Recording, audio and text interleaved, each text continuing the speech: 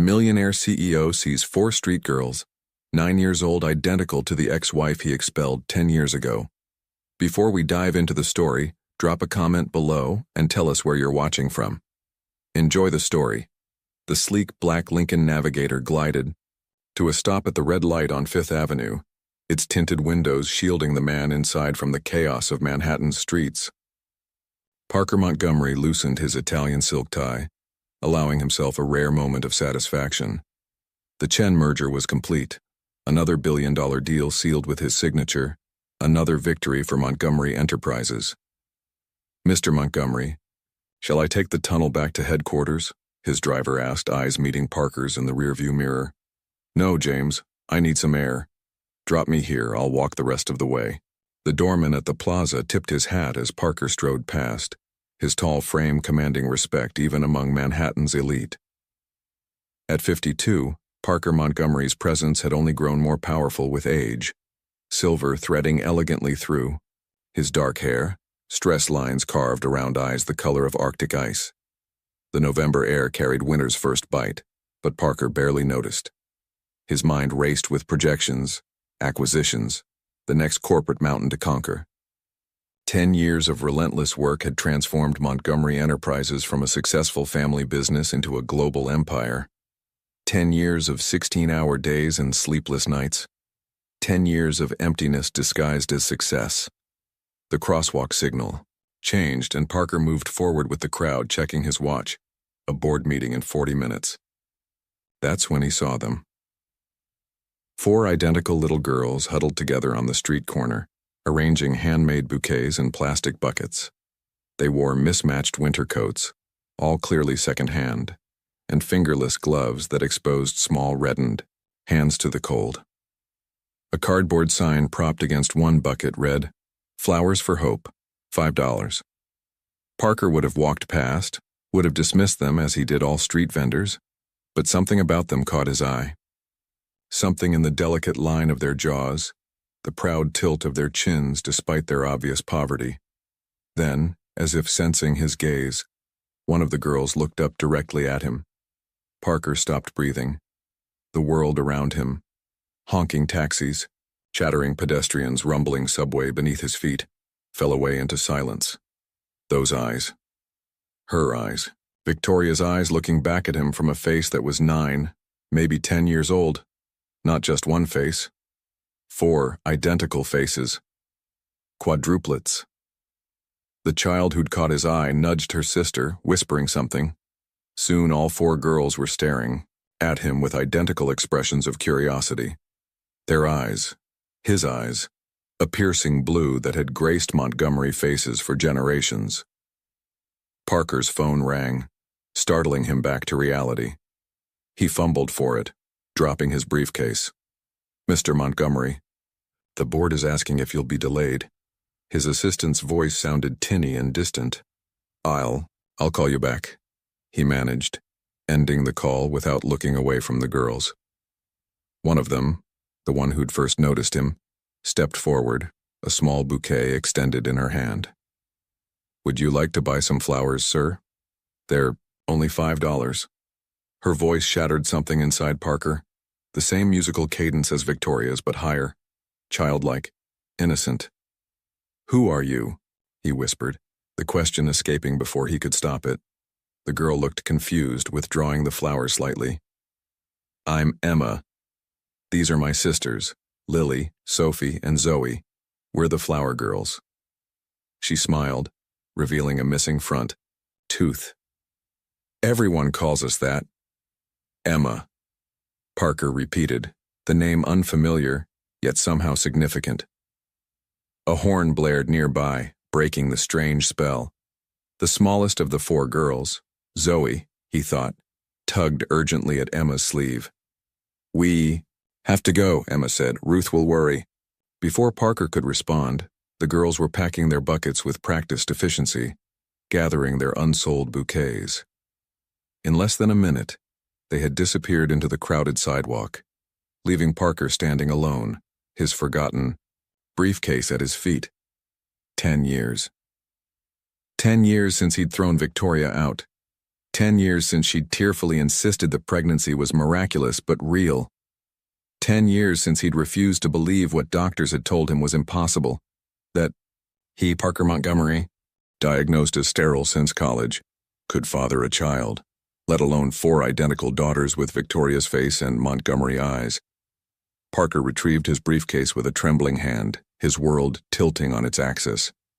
The board meeting, the Chentau merger, the empire he'd built, suddenly none of it mattered. He had to know. He had to find them again. The grandfather clock in Parker's penthouse chimed midnight, its resonance filling the empty space. He stood at the floor-to-ceiling windows. Manhattan's glittering skyline spread before him, a tumbler of scotch untouched in his hand. His mind kept replaying that moment on the street corner. 4 identical faces, 4 pairs of Montgomery, blue eyes. Impossible, he whispered to his reflection, yet he couldn't shake the resemblance. Parker set down his glass and walked to his home office. From the bottom drawer of his desk, he retrieved a leather-bound box he hadn't opened in years.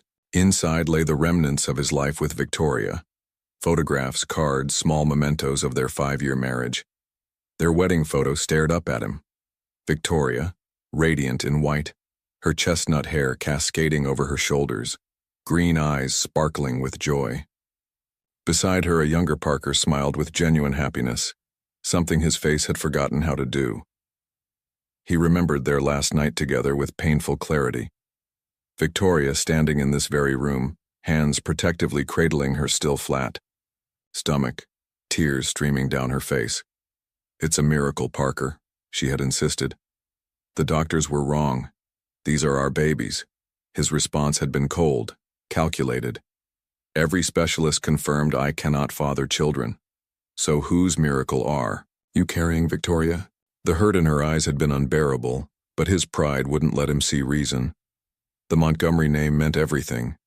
Generations of power, prestige, old money. The thought of another man's children bearing that name was unacceptable. His phone had rung during their argument. Eleanor, his sister, calling with urgent business. Parker remembered how Victoria's expression had hardened at the interruption. "Your sister always comes between us," Victoria had said quietly. "She's never wanted this marriage to work." "Don't blame Eleanor for your indiscretion," he'd snapped. The next morning, Victoria was gone, leaving her wedding ring on the bedside table. No note, no explanations, just absence. Parker's fingers traced the gold band, still in the box. He'd convinced himself he was right, that Victoria had betrayed him. Eleanor had reinforced his belief subtly at first, then more explicitly as weeks passed. She was only after the Montgomery fortune, Eleanor had insisted. "I warned you from the beginning." Parker sighed, returning the photos to their box. Had he been manipulated? Had Victoria been telling the truth? Quadruplets did seem statistically improbable as a cover story for infidelity. He reached for his phone, dialing his head of security. "Jenkins, I need you to find someone. 4 young girls, approximately 9 years old. Identical quadruplets."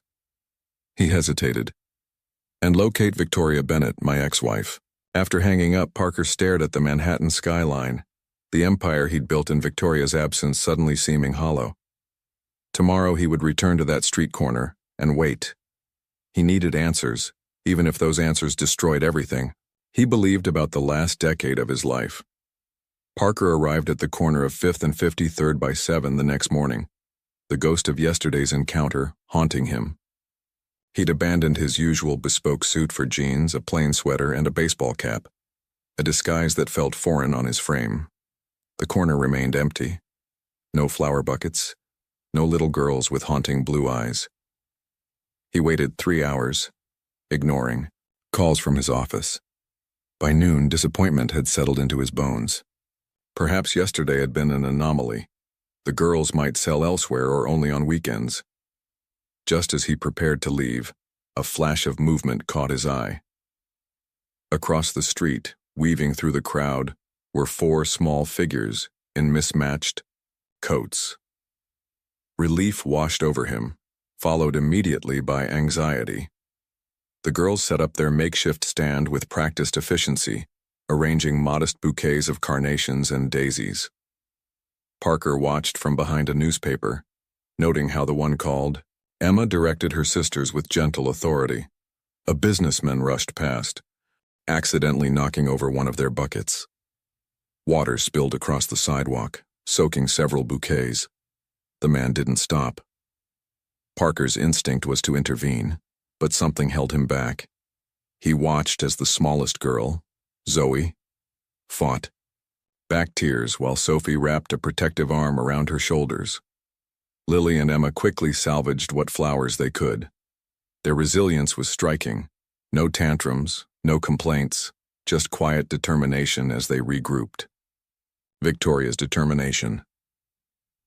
When foot traffic slowed around 2 o'clock, the girls packed up their remaining flowers. This was his chance. Parker followed at a distance, staying just close enough to keep their colorful hats in sight. They led him, away from Manhattan's gleaming towers, through neighborhoods growing progressively more modest. In Chelsea, they stopped at a small deli. Through the window, Parker watched Emma carefully counting crumpled bills before purchasing a single sandwich, which they divided into 4 equal parts. The sight twisted something inside him. His daughters, if they were his daughters, sharing one sandwich while he dined at Michelin-starred restaurants. Their journey continued to a rundown area in the Lower East Side, ending at a weathered building with a faded sign, Hope Harbor. Women and Children's Shelter. Parker stood frozen across the street watching the girls disappear inside. The shelter looked clean but desperately underfunded. Peeling paint, cracked windows patched with tape, security bars rusted with age. Victoria in a homeless shelter? The thought was inconceivable. She had come from a respectable family, not wealthy like the Montgomerys, but comfortable. How had she fallen so far? A gray-haired woman appeared in the doorway, greeting the girls with warm hugs. They handed her something. Money from their sales, Parker realized. The woman's face creased with pride before they all disappeared inside. Parker's phone vibrated. Jenkins. Sir, I have preliminary information on Victoria Bennett. Go ahead, Parker said, eyes still fixed on the shelter door. Sir, she's incarcerated. Rikers Island. 6-month sentence for petty theft began serving 4 months ago. The world tilted beneath Parker's feet. Victoria in prison? The Victoria he knew wouldn't steal a paperclip. The children are in temporary custody of a Ruth Abernathy, former social worker. They reside at Hope Harbor Shelter, Parker finished. I know. Decision made, Parker crossed the street with purposeful strides. He had abandoned these children once through ignorance. He wouldn't abandon them again. We always need volunteers, Ms. Abernathy said, eyeing Parker skeptically. In the shelter's cramped office, he felt conspicuously out of place despite his casual clothes. Especially men. Most of our children have never had positive male role models. Parker nodded, maintaining his cover story. I recently sold my tech startup, looking to give back while figuring out my next chapter. Well, Mr. Parker. She paused, at the pseudonym he'd given. Hope Harbor isn't glamorous. We need help with meals, maintenance, tutoring. Still interested? Absolutely. His gaze drifted to a wall of children's artwork. Among them, 4 identical drawings of flower bouquets, each signed with a different name. Emma, Lily, Sophie, Zoe. Ruth followed his gaze. The quadruplets, they're special girls. Her expression softened. Their mother was one of our success stories, until recently. What happened? Parker asked, careful to sound merely curious rather than desperate. Ruth sighed. Victoria worked 3 jobs to keep them afloat. When the pandemic hit, she lost everything. They were evicted. She shook her head. Victoria had trained as a florist before the girls were born. She taught them to arrange bouquets and they started selling on corners. Parker's throat tightened. And now, she's serving time for stealing food from a grocery store. Ruth's voice hardened. Judge made an example of her. 6 months for taking bread and peanut butter. The girls stay here while I petition for temporary guardianship.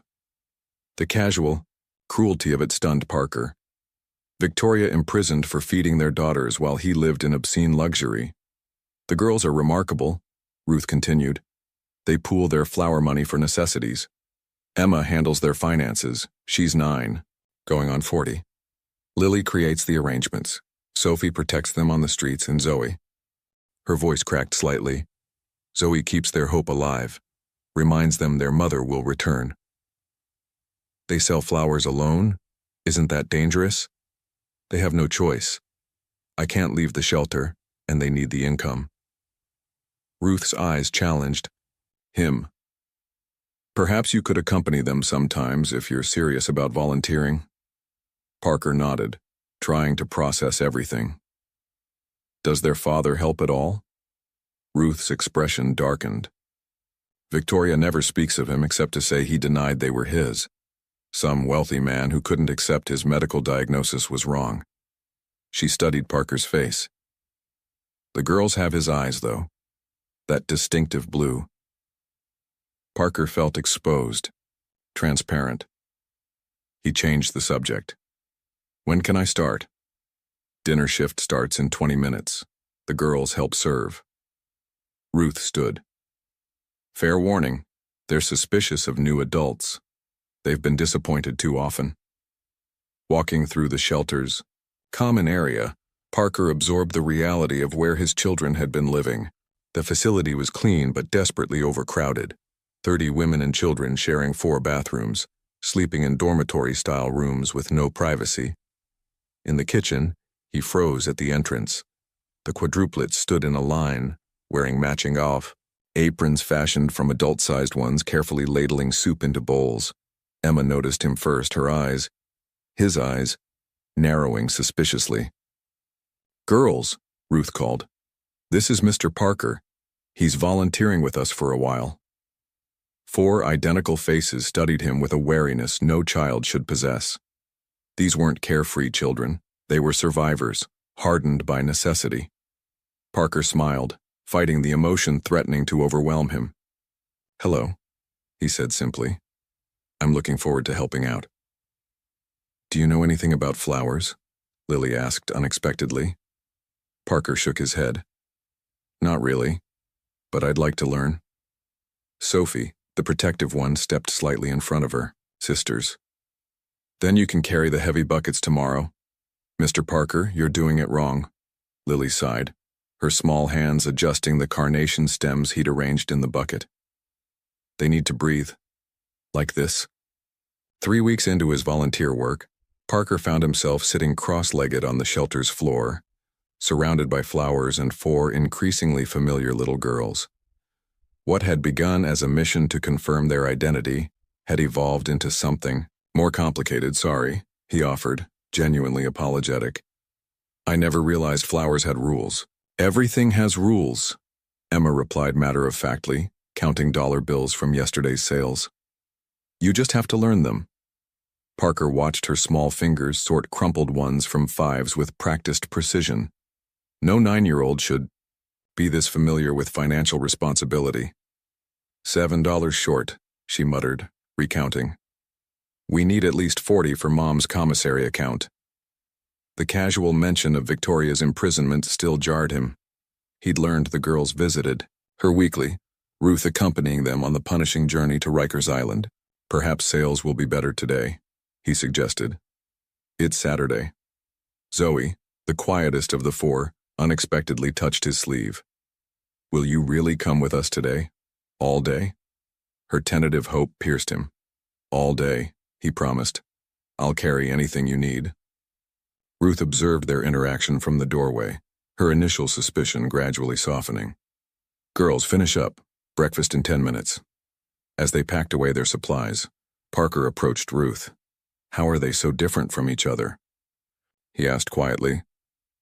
I thought identical quadruplets would be. More identical? Ruth smiled. Physically, yes, but their personalities were distinct from birth, Victoria says. Her expression grew thoughtful. She named them deliberately, Emma for strength, Sophia for wisdom, Lily for beauty, and Zoe for life. Parker absorbed this. Victoria had given their daughters meaningful names while he remained oblivious to their existence. Victoria worked so hard, Ruth continued. Triple shifts at the hospital as a receptionist, night classes in design, always putting something aside for their education. She shook her head. Until COVID. No job, no apartment, no savings left. And no support, Parker added, self-recrimination bitter in his mouth. Ruth studied him. You seem invested in their story. Children in need concern everyone, he deflected. Later, at their usual corner, Parker stood sentinel while the girls arranged their modest bouquets. Business was steady. Their innocent enthusiasm and identical faces made them impossible to ignore. Parker watched as Emma handled transactions, Sophie scanned for trouble, Lily created arrangements on the spot, and Zoe charmed customers with her shy smile. During a lull, Sophie approached him, suspicious as always. Why do you keep looking at us like that? Parker startled. Like what? Like you're trying to memorize our faces, she said, hands on hips in miniature defiance. Before he could formulate a response, a woman dropped her bouquet, scattering flowers across the sidewalk. Parker knelt to help her, and when he looked up, Sophie was staring at him with sudden intensity. Your eyes, she said slowly. They're the same as ours. Parker froze, heart hammering. Zoe appeared beside her sister. Like those pictures of Mom's husband, she whispered. The ones she keeps, in her special box. Emma overheard, joining them with narrowed eyes. Who are you really, Mr. Parker? The moment he'd both anticipated and dreaded had arrived sooner than expected. 4 pairs of identical blue eyes, his eyes, stared at him, demanding truth. He wasn't prepared to give. I'm just someone who wants to help, he managed, the inadequacy of his response hanging between them. Lily, completing their circle, studied him with artistic perception. You look sad when you think we're not watching. Sometimes, he admitted, when I think about what you've been through. The girls exchanged glances, communicating in that silent language unique to multiples. Mom's sad too, Zoe offered quietly. But she pretends not to be, for us. Parker's chest tightened. She sounds very brave. The bravest, Emma confirmed. Then, unexpectedly, she held out a small daisy. This one's free. For being nice to us. Parker accepted the simple flower, understanding it represented far more than its humble appearance suggested. It was the first, fragile tendril of trust. 6 weeks had transformed Parker Montgomery in ways no board meeting ever could. The man who once judged success by quarterly earnings now measured it by the quadruplet's small smiles. His Italian leather shoes were replaced by practical boots, his schedule dictated not by corporate acquisitions but by flower sales and shelter mealtimes. Mr. Montgomery, the Tokyo investors have called 3 times, his assistant's voice echoed, through his earpiece as he helped the girls load their buckets into Ruth's ancient station wagon. Tell them I'll call tomorrow, Parker replied, wedging the last container into the trunk. Sir, this is the 4th tomorrow this month. The board is concerned about your absence. Parker watched Emma adjust Zoe's scarf with maternal care. Some things are more important, Diane. Handle it. He disconnected before she could respond, turning to find Ruth studying him with her penetrating gaze. Your work must be very understanding, she remarked. Allowing you this much volunteer time, Parker maintained his cover story. The privileges of being your own boss. Ruth nodded, unconvinced. The girls have grown attached to you, especially Zoe. It was true. The smallest quadruplet had begun seeking him out, showing him treasures. From the girls' meager possessions, a blue marble that matched their eyes, a pressed flower from Victoria's last visit, a tattered book of fairy tales with their mother's handwriting inside. They're extraordinary children, Parker said, emotion thickening his voice. Yes, Ruth agreed. Despite everything, Victoria raised them with love and strength. The mention of Victoria sent familiar guilt through him. Through careful questioning, he'd learned more about her downfall. How she'd maintained a modest apartment until the pandemic eliminated her jobs simultaneously. How she'd stretched savings until nothing remained. How she'd finally reached desperate measures when faced with 4 hungry children. Back at his penthouse that evening, Parker reviewed the file his investigator had compiled on Victoria's case. The theft had been minor, food items worth less than $70. Yet the judge had imposed a maximum sentence, citing the need to discourage similar behavior during difficult times. Parker's blood boiled. Victoria Montgomery, now Bennett, sentenced harshly because she dared steal bread, while wealthy Manhattan stockpiled provisions in vacation homes. His phone rang. Eleanor, his sister. Parker, darling, I'm back from Paris, she purred. What's this nonsense Diane tells me about you neglecting meetings? It's not like you. Parker hesitated. He hadn't told Eleanor about the quadruplets. Something held him back. Perhaps the memory of her antipathy toward Victoria, or her satisfaction when the marriage ended. Just needed perspective, he answered carefully. The Chen merger was exhausting. Well, shake it off, Eleanor replied, briskly. The Nakamura Group is ripe for acquisition. I've arranged dinner with their CFO tomorrow. Parker's thoughts flashed to his promise to accompany the girls to a community center art program. I can't tomorrow. Can't? His sister's voice sharpened. Parker, what's going on with you? I'll explain soon, he said, unwilling to elaborate. Good night, Eleanor. After hanging up, Parker turned to his computer, typing a search he'd been avoiding: paternity DNA testing procedures. The results appeared instantly, clinical and straightforward. A simple cheek swab could confirm what his heart already knew, but obtaining samples from the girls would require explanations he wasn't ready to give. Meanwhile, on his dining table lay architectural plans for Hope Harbor's renovation, a charitable foundation project he'd initiated anonymously. Next to them, a folder containing the legal strategy his team was developing to challenge Victoria's sentence. Parker stared at his reflection in the darkened window. The man looking back was unrecognizable from the ruthless CEO of 2 months. His eyes softer, his priorities fundamentally shifted. He picked up the girls' latest creation, a bouquet they'd insisted he take home, now displayed in an elegant vase incongruous with the humble daisies and carnations. Parker touched a delicate petal, marveling at how these 4 small lives had broken through the fortress he'd built around his heart, undoing a decade of practiced indifference. Tomorrow he would miss another meeting. Tomorrow he would keep his promise. The empire could wait. Draw your family, the art instructor said, distributing paper to the community center's weekend class. Parker watched from his corner as the quadruplets exchanged glances before picking up their crayons. While other children drew standard stick figure families with houses and pets, Parker noticed the girls working with unusual concentration. Emma, ever practical, created neat figures with labels. Lily crafted elaborate details on clothing and hair.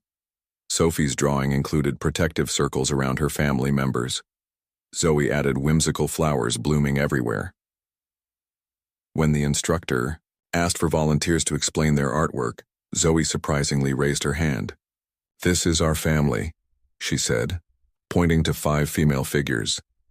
Me, my sisters, and our mom. She's not here right now, but she's still our family. The absence in their family portraits, the deliberate empty space where a father should be, struck Parker physically. He'd never considered how his rejection had shaped their understanding of family. Is Mr. Parker in your drawing? Another child asked innocently. Zoe looked at Parker, then back at her picture. No, but maybe next. That evening, helping Ruth prepare dinner at the shelter, Parker found himself working alongside Emma, whose analytical mind never stopped questioning. Mr. Parker, do you have children? She asked suddenly, methodically stirring the pasta sauce, the question he'd been dreading. No, he answered truthfully yet falsely. I don't. Why not? You're good with kids. Parker considered his response carefully. Sometimes life doesn't work out the way you expect. Emma nodded seriously. Mom says that too. She says sometimes life gives you different gifts than the ones you asked for. Your mother sounds very wise, Parker replied, emotion threatening to choke him. She is, Emma confirmed. She also says we have our father's eyes. Parker nearly dropped the plate he was holding. Does she talk about him often? No, Emma said. It makes her sad, but she keeps his picture in her special box. Later, as the girls prepared for bed, Sophie approached Parker with unusual directness. Why do you look like us? What do you mean? He asked, heart pounding. Your eyes. Your chin. She studied him critically. Lily says your hands look like mine too. Parker glanced down at his long fingers, so similar to the girl's delicate ones. Some people just look alike, Sophie, it happens. She wasn't convinced. Mom's visiting day is tomorrow. Ruth says you can't come because you're not family. Her gaze intensified. But you look like family. The accusation, or perhaps recognition, in her voice left him speechless. After the girls went to bed, Parker retreated to Ruth's office, ostensibly helping with paperwork. In reality, he was gathering courage. Ruth, he began slowly, what if I could help Victoria legally? I have connections. Ruth looked up sharply. What kind of connections would Mr. Parker have? Her emphasis on his pseudonym confirmed her suspicions. Parker took a deep breath. My name isn't just Parker, it's Parker Montgomery. Recognition dawned in her eyes. Montgomery? As in? Victoria's ex-husband, he confirmed. The girl's father. Ruth's expression hardened. The man who threw her out pregnant and destitute? Who never answered her letters, her pleas for help? What? Letters? Parker asked, genuinely confused. I never received any communication from Victoria after she left. Ruth's skepticism was palpable. Why should I believe you? Why show up now after 9 years of silence? Parker had no adequate answer, only the truth. I didn't know they existed until I saw them selling flowers. I never knew Victoria was telling the truth about the pregnancy. And now? Now I want to help. I need to help, Parker said, his voice breaking. They're my daughters. Ruth studied him, weighing 9 years of Victoria's struggle against his apparent sincerity. Victoria's hearing for early release was denied yesterday. She finally said, if you truly want to help, start there. But understand this. Those girls have survived without a father for 9 years. Don't destroy what little stability they have unless you plan to stay permanently. Her warning was clear. Actions, not regret, would be his only redemption. Eleanor Montgomery's heels clicked sharply against the marble floor of Parker's penthouse, each step punctuating her growing frustration. 3 canceled dinners, 5 missed board meetings, and dozens of unanswered messages had pushed her patience to its limit. Something was wrong with her brother, and Eleanor was determined to discover what, or who, was responsible. James, she addressed Parker's longtime driver in the lobby. Where has my brother been disappearing to these past weeks? The loyal employee hesitated. I couldn't say, Ms. Montgomery. Mr. Montgomery often dismisses me these days. Eleanor's perfectly sculpted eyebrow arched. Dismisses you? To go where? Lower East Side, usually. I drop him near Hope Harbor. The homeless shelter? Eleanor's voice dripped with distaste. What business could Parker possibly have there? James knew better than to elaborate. Perhaps you should ask him yourself, ma'am. Oh, I intend to, she murmured, already formulating a plan. The next afternoon, Eleanor's black Bentley idled half a block from Hope Harbor. She watched through tinted windows as Parker emerged from the building accompanied by 4 identical little girls and an older woman. Her brother, the man who attended charity galas only for networking opportunities, was carrying plastic buckets filled with flowers, laughing at something one of the children said. Follow them, Eleanor instructed her driver. She observed with growing disbelief as Parker helped the girls set up a makeshift flower stand on a busy corner. The sight was so incongruous with the brother she knew that Eleanor almost questioned her own eyes. Then one of the girls turned and Eleanor's blood froze. Those eyes. The distinctive Montgomery blue. The same shade that had graced the family portraits for generations. Worse, the child's profile, all their profiles, bore the unmistakable resemblance to Victoria, the woman Eleanor had worked so diligently to remove from their lives a decade ago. "No," she whispered. "Impossible." Eleanor's mind raced through calculations. The girls appeared to be around 9 years old. Victoria had claimed pregnancy just before Parker banished her. The timing aligned perfectly. Parker had always accepted the medical diagnosis of sterility without question. Eleanor had made certain of that, going so far as to befriend his doctor's assistant to ensure the reports remained definitive. It had been essential to her plan. Victoria's unexpected pregnancy announcement had provided the perfect opportunity to sever the marriage Eleanor had opposed from the start. Victoria Bennett, formerly Montgomery, had been a threat. Too perceptive, too stubborn, too quick to challenge Eleanor's influence over her brother and the family fortune. Eleanor had recognized the danger immediately and acted accordingly, feeding Parker's doubts, encouraging his suspicions. Now, watching her brother tenderly adjust a little girl's coat collar, Eleanor felt her carefully constructed world beginning to crumble. When Parker returned to his penthouse that evening, Eleanor was waiting, a glass of Bordeaux in hand, and fury carefully concealed behind a practiced smile. "Ellie," Parker started, clearly surprised. "How did you get in?" "I still have a key, darling. Family privilege." She sipped her wine.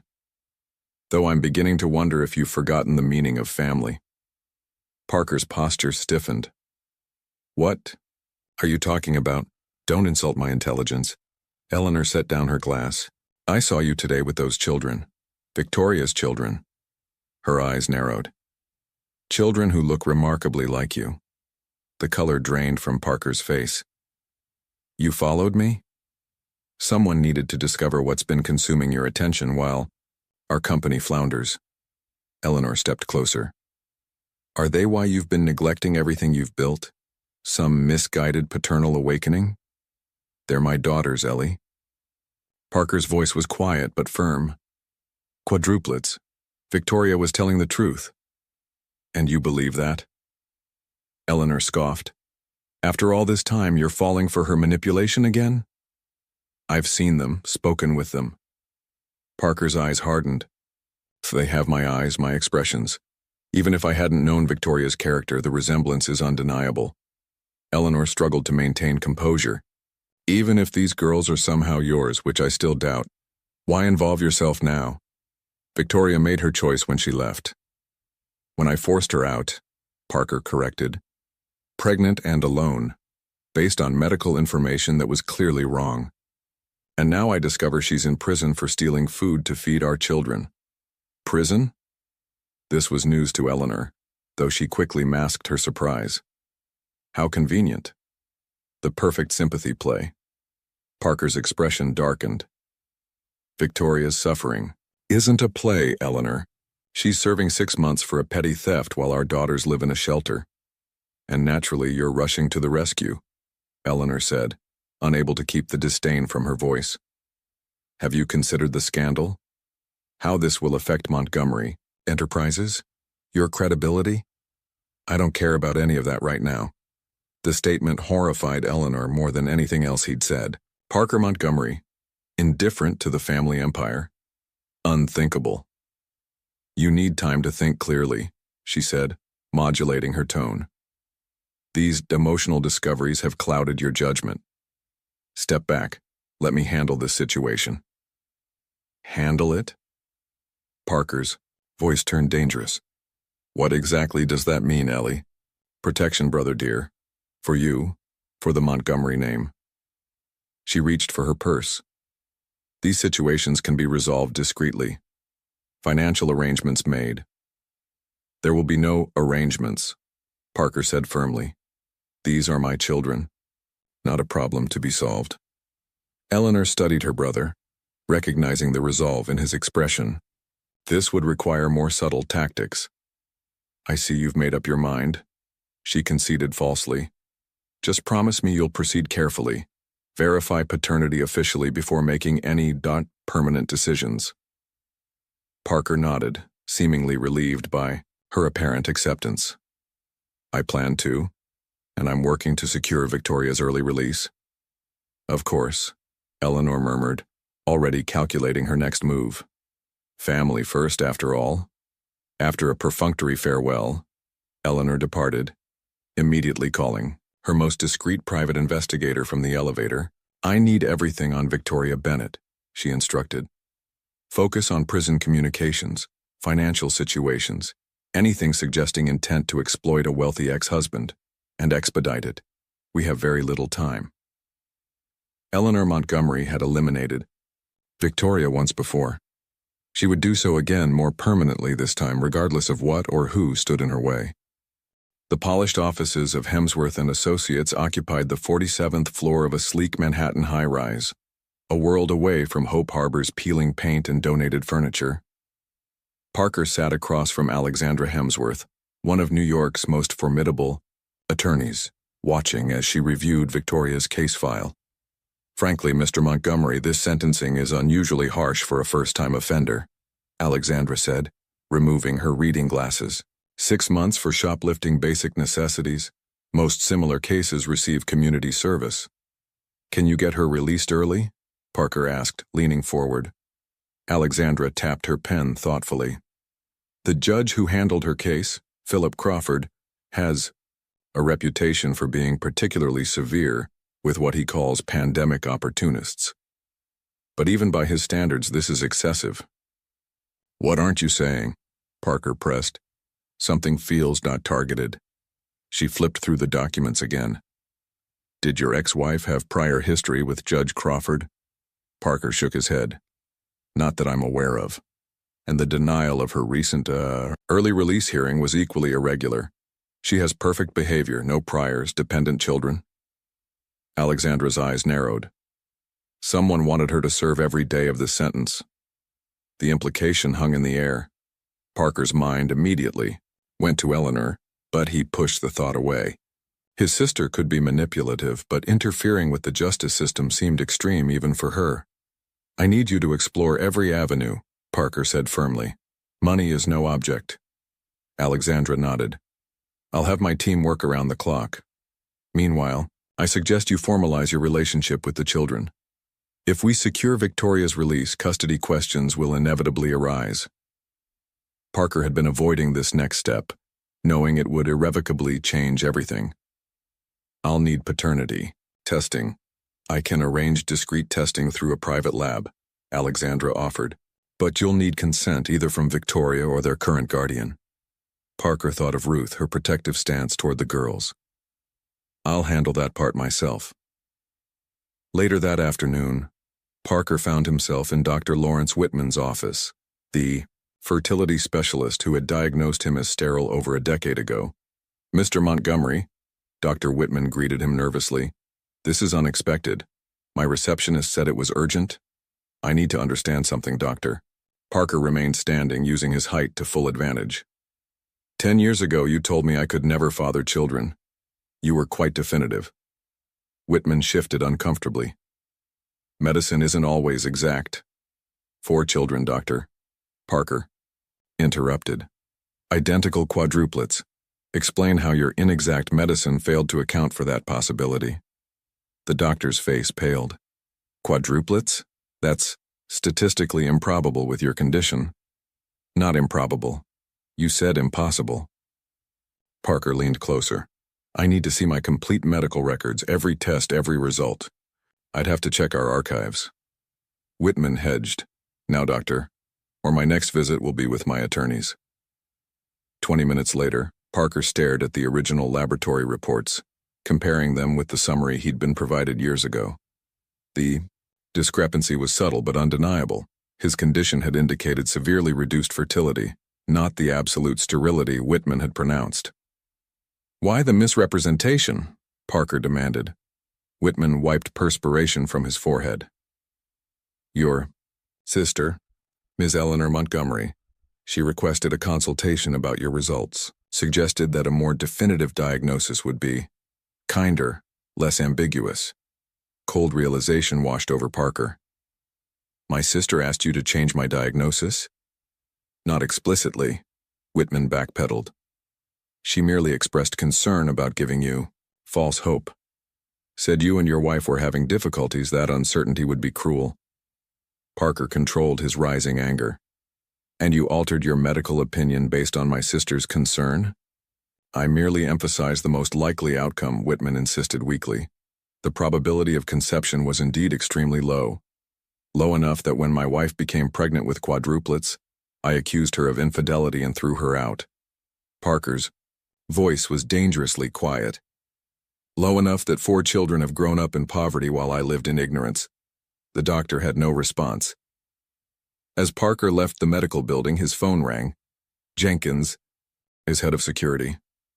Sir, we've completed the background check on Ruth Abernathy. She's legitimate. 30 years as a social worker before retirement. Clean record, well respected. And the shelter's financial situation? Critical, Jenkins replied. They've been operating on donations, but property taxes are significantly overdue. Eviction proceedings have begun. Parker made an immediate decision. Purchase the building through a shell corporation. Clear the tax debt, but maintain confidentiality. I don't want my name attached yet. Understood, sir. There's something else.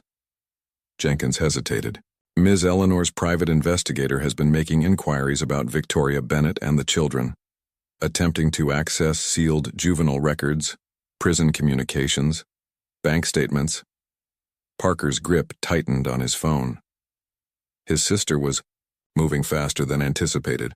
Stay on it. I want to know everything she discovers. And Jenkins, prioritize monitoring communications between Victoria and anyone outside the prison if Eleanor is interfering there. Already on it, sir. We've identified unusual patterns in Ms. Bennett's mail delivery. Several letters to the children were significantly delayed or apparently lost. The pieces were falling into place with disturbing clarity. Parker ended the call and dialed Ruth's number. We need to talk, he said when she answered. About DNA testing and Victoria's correspondence with the girls. Ruth agreed to meet him at a quiet cafe near the shelter. When he arrived, she was already waiting, a thick envelope on the table. Before we discuss anything else, she said without preamble, you should see these. Inside were dozens of envelopes addressed to Parker Montgomery at various Montgomery Enterprises locations, all marked Return to Sender, Recipient Unknown or Refused. The postmarks spanned nearly a decade, beginning shortly after Victoria's departure. She kept copies, Ruth explained. Victoria documented everything, letters, medical records, birth certificates. She tried to reach you for years. Parker examined a faded photograph showing a much younger Victoria in a hospital bed, 4 tiny infants in her arms. On the back, in Victoria's handwriting, the Montgomery quadruplets, Emma, Lily, Sophie, and Zoe. 7 pounds combined. Please tell their father they're waiting to meet him. I never received any of these, Parker said, his voice hollow. Not one. Ruth studied him carefully. Your sister's work, perhaps? Victoria mentioned she controlled much of your communication. Parker nodded, pieces connecting. Eleanor has been protective, especially after our parents died. Protective or controlling? Ruth asked pointedly. Victoria believed she deliberately sabotaged your marriage. The question hit uncomfortably close to Parker's emerging suspicions. I need to establish paternity officially, he said, redirecting the conversation. Not because I doubt it, but because I'll need legal standing to help the girls and Victoria. Ruth's expression softened slightly. I suspected this conversation was coming. The girls have been asking questions since they noticed your resemblance. Will you consent to the testing, as their temporary guardian? Ruth considered him carefully. On one condition, you tell them the truth yourself regardless of what you plan to do afterward. These children have had enough dishonesty in their lives.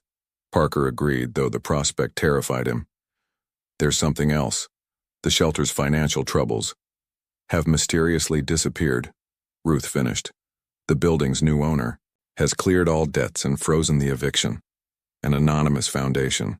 Parker didn't confirm or deny his involvement. About Victoria's letters to the girls, have they been arriving regularly? Now that you mention it, no. Ruth frowned. The Prison allows weekly correspondence, but it's spotty at best. The girls received nothing for nearly a month, then 3 letters at once. Someone may be intercepting her mail, Parker said carefully. Someone who doesn't want the connection between us to be reestablished. Understanding dawned in Ruth's eyes. Your sister again? I can't prove it yet, Parker admitted, but I'm getting closer. As they parted ways, Parker felt the weight of responsibility settling more firmly on his shoulders. The investigation was expanding beyond simple questions of paternity into something darker. A deliberate conspiracy that had separated him from his family for nearly a decade. Eleanor had always claimed to protect the Montgomery legacy, but as Parker pieced together her methodical destruction of his marriage and continued interference, he was beginning to understand just how far his sister would go to maintain her control, and what he would have to do to stop her. Rikers Island loomed, gray and imposing against the morning sky, a concrete monument to human failure and suffering. Parker sat in his car outside the visitor entrance, fingers drumming nervously on the steering wheel. After weeks of legal maneuvering, Alexandra Hemsworth had finally secured him visiting privileges with Victoria. The DNA test results lay in an envelope on the passenger seat. Results he already knew in his heart, but now had scientific confirmation of 99.99999% probability of paternity for all 4 girls. He'd asked Ruth to keep this information from the children until after he spoke with Victoria. Some conversations needed to happen in the proper order. Parker checked, his reflection in the rearview mirror, barely recognizing himself. The past 2 months had transformed him physically as well as emotionally. Stress and revelation etched new lines around his eyes, and the perfectly maintained corporate appearance had given way to something more authentic, less controlled. You can do this, he told his reflection, though the tremor in his voice betrayed his uncertainty. The prison's processing was dehumanizing by design, surrendering personal items, passing through metal detectors, submitting to searches, all under the watchful eyes of guards whose expressions conveyed bored contempt. Parker endured it mechanically, his mind fixed on the imminent confrontation. The visiting room was divided by a thick plexiglass barrier, communication conducted through telephones mounted on each side. Other visitors huddled in similar cubicles, mothers with young children, elderly parents, weary spouses, all maintaining connections through institutional barriers. Parker took his assigned seat, heart pounding so loudly he was certain the guard could hear it. 5 minutes passed before a door opened on the opposite side. Victoria entered, and Parker's breath caught in his throat. 10 years had changed her, yet somehow not diminished her. Thinner, yes. Prison food and stress had hollowed her cheeks. Her once lustrous chestnut hair was pulled back severely, showing early threads of silver at the temples. The standard-issue uniform hung on her small frame, making her appear more vulnerable than he remembered. But her eyes, those remarkable green eyes that had once looked at him with such love, remained the same, though now they widened with shock as she recognized him. Victoria froze, clearly unprepared for this particular visitor. For a moment, Parker thought she might turn and leave. Instead, with visible effort, she composed herself and approached the partition. They stared at each other through the barrier, neither reaching for the telephone. A decade of silence stretched between them, heavy with unspoken accusations and explanations. Finally, Victoria picked up her receiver. Parker mirrored the action. 10 years, she said simply, her voice huskier than he remembered. What could possibly bring the great Parker Montgomery to Rikers Island after all this time? The bitterness in her tone was justified, yet carefully controlled. I saw them, he replied, the words inadequate for the magnitude of his discovery. The girls, selling flowers on Fifth Avenue. Victoria's composure wavered slightly. And now you believe they're yours? How convenient for your conscience. I never received your letters, Victoria. Parker leaned forward. Any of them, not the ones from the hospital, not the ones with their photographs. Nothing. Skepticism flashed across her face. I sent dozens over years, all returned or ignored. Eleanor, Parker said, the single name and explanation that seemed to resonate with Victoria. I suspected as much, she admitted. Your sister made her feelings about me quite clear. I have the DNA results, Parker continued, lifting the envelope. Slightly. Though I didn't need them to see the truth, they have my eyes, my expressions. Your stubbornness, Victoria added with the ghost of a smile, quickly suppressed. Why are you here, Parker? What do you want? The question was reasonable. What did he want? Forgiveness seemed too much to ask, understanding too little. To help, he said finally. To make amends, if possible. Victoria studied him through the plexiglass, years of hardship having taught her to be wary of sudden generosity. My attorney is working to secure your early release, Parker continued when she remained silent. The sentencing was excessive. We believe there may have been interference. By Eleanor again? Victoria's laugh held no humor. I wondered why the judge was so determined to make an example of me. First-time offender, 4 dependents, stealing food rather than luxury items. She leaned closer to the glass. Did you know I was offered a deal? Plead guilty, serve 30 days. Then suddenly, the offer vanished, and I was facing the maximum. Parker's suspicions solidified into certainty. Eleanor has always been protective of the Montgomery name. Protective? Victoria's eyes flashed. Is that what you call destroying lives? Separating children from their father? Ensuring they grew up in poverty while you accumulated even more wealth? Her anger, contained for so long, finally surfaced. Parker accepted it without defense. You're right, he acknowledged. I failed all of you. I believed what I wanted to believe because it was easier than questioning Eleanor or the doctors. I never looked for you, never verified anything. Victoria's hands tightened around the telephone. Do you have any idea what these years have been like? Working 3 jobs while heavily pregnant? Giving birth alone? Raising 4 children without support? Watching them go without things other children take for granted? Each question struck Parker like a physical blow. No, he admitted. I can't imagine. We were managing, Victoria continued, her voice cracking slightly. Not thriving, but surviving. Then COVID hit, and everything collapsed. No jobs, no safety. Net, the savings I'd scraped together evaporated in months. Parker thought of his own pandemic experience. Inconvenienced but fundamentally unaffected, his wealth insulating him from the economic devastation others experienced.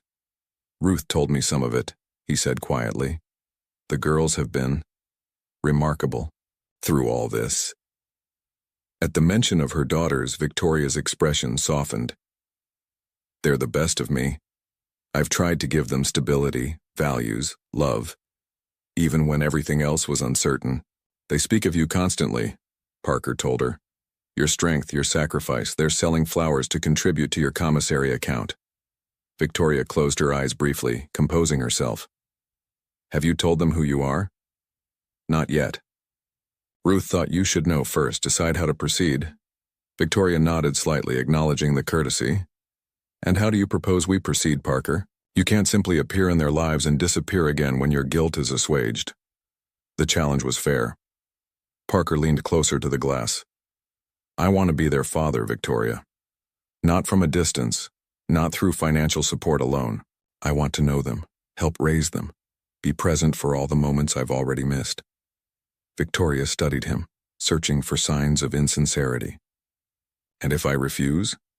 If I decide your sudden paternal interest comes too late? The question terrified him, but Parker answered honestly. Then I would respect your decision, continue providing financial support anonymously, and hope someday you might reconsider. His answer seemed to surprise her. The Parker she had known would have leveraged his wealth and influence to get what he wanted, regardless of others' wishes.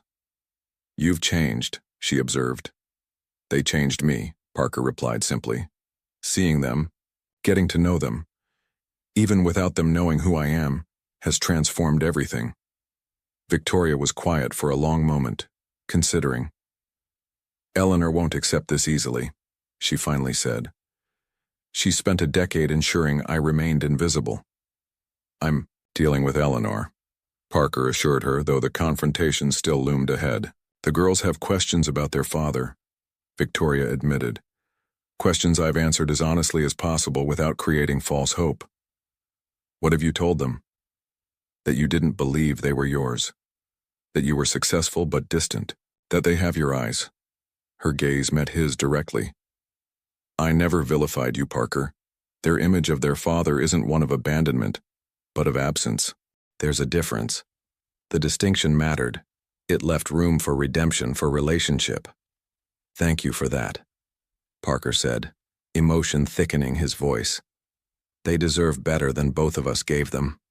The guard announced 5 minutes remaining. Victoria straightened, decision apparently made. If you're sincere about being in their lives permanently, not just salving your conscience, then yes, you can tell them.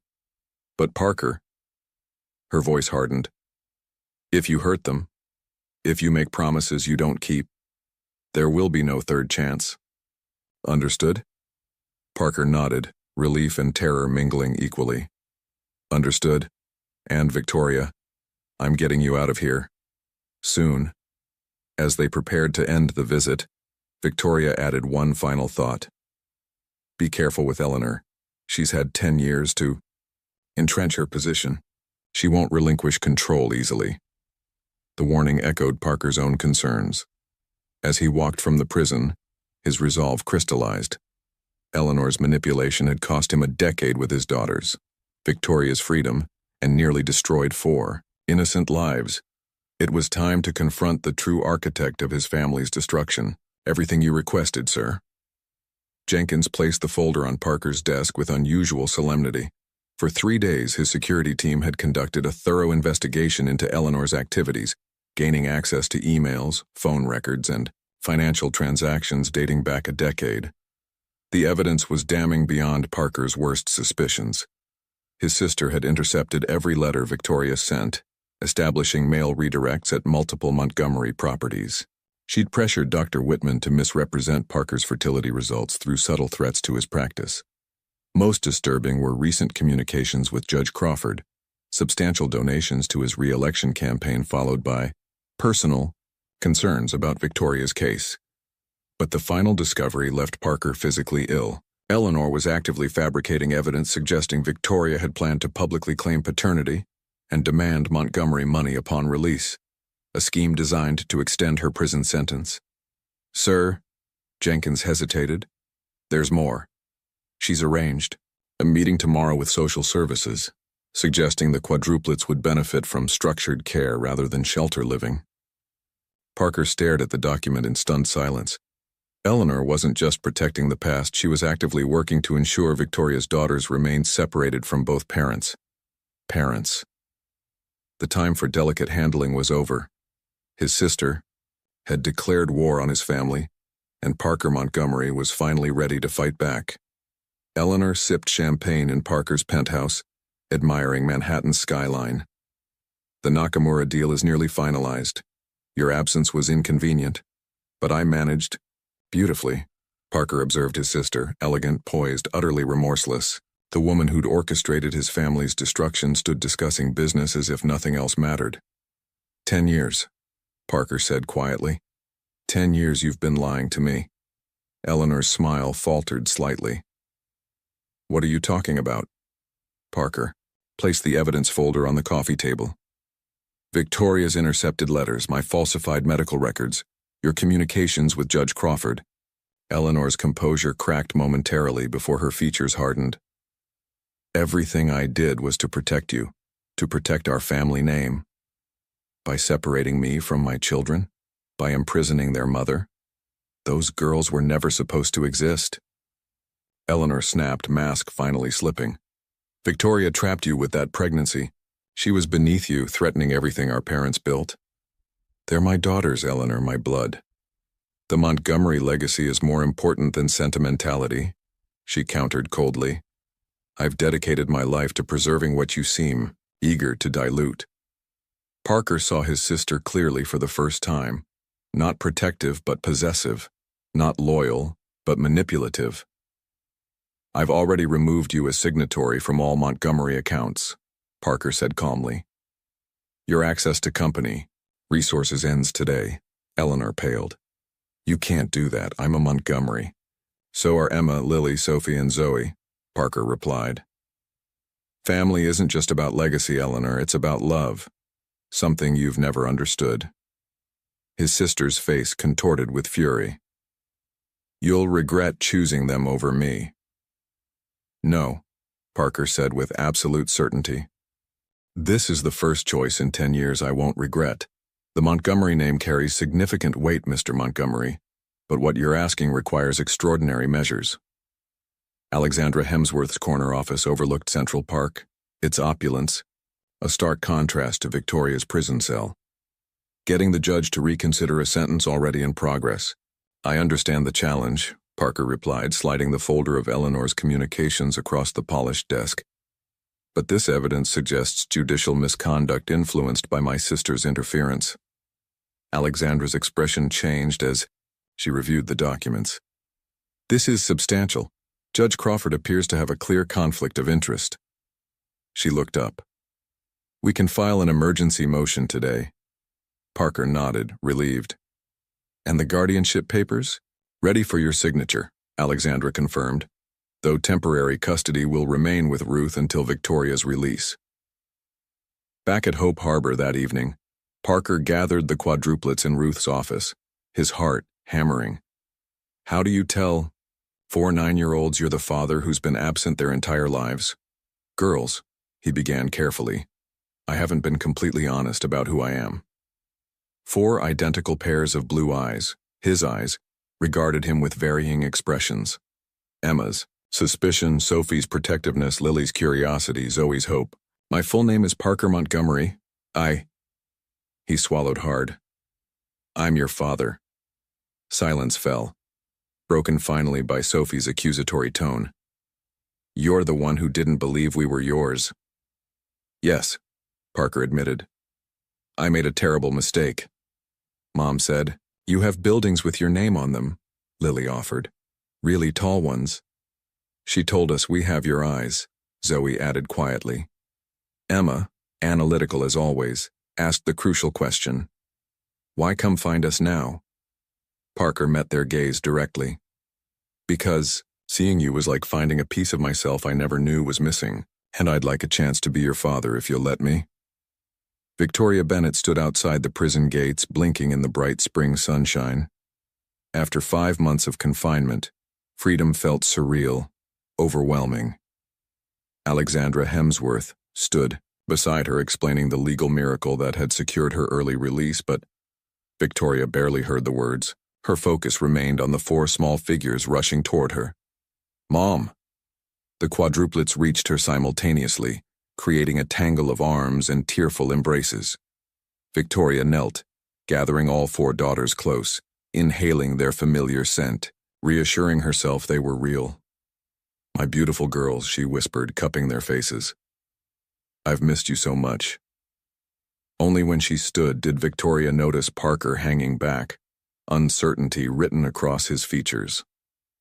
Their eyes met over the children's heads, a decade of pain, misunderstanding, and new beginnings condensed into a single look. We have a surprise, Emma announced, breaking the tension. We don't have to go back to Hope Harbor. Dad got us an apartment. The word dad, spoken so naturally by her daughter, struck Victoria deeply. In just 3 weeks, Parker had earned a place in their lives. Later, as the girls explored their new temporary home, modest by Montgomery standards but luxurious after shelter living, Parker approached Victoria cautiously. I wanted you to have independence, he explained. The deed is in your name. Victoria studied the man before her, humbled by circumstances, transformed by fatherhood, yet unmistakably still Parker. This isn't forgiveness, she said quietly. That will take time. I know, he nodded, but it's a beginning. From the next room came the sound of children's laughter, their children, bridging the chasm between past and future. 1 year later, Central Park bloomed with spring flowers. As the Montgomery quadruplets celebrated their 10th birthday, a modest gathering occupied the picnic area near the carousel. Ruth from Hope Harbor, several shelter families, the girls' new classmates, and teachers from their private school. Victoria arranged cupcakes on a checkered tablecloth, her floral design business finally thriving thanks to Park Avenue clients who valued her artistic touch.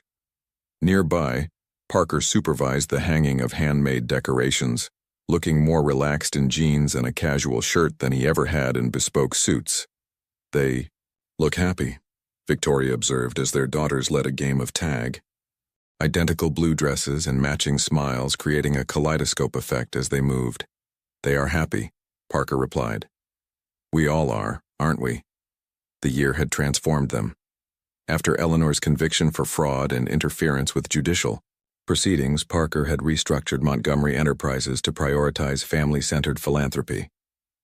The Hope Harbor Foundation now supported transitional housing for single parents across New York.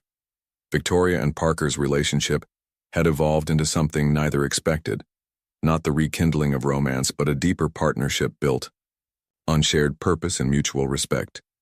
They coordinated schedules, attended school events together, and gradually constructed a new definition of family. "Time for cake," Ruth called, summoning the quadruplets. As the girls gathered around 4 identical cakes, each reflecting their unique personalities despite their matching faces, Parker reached for Victoria's hand. "Thank you," he said simply, "for giving me a second chance to be their father." Victoria squeezed his fingers gently. "And thank you for showing them that people can change, mistakes can be mended, and family is worth fighting for." Together they watched as their daughters blew out their candles, releasing wishes into the spring air. Wishes that, unlike a decade ago, now had every chance of coming true.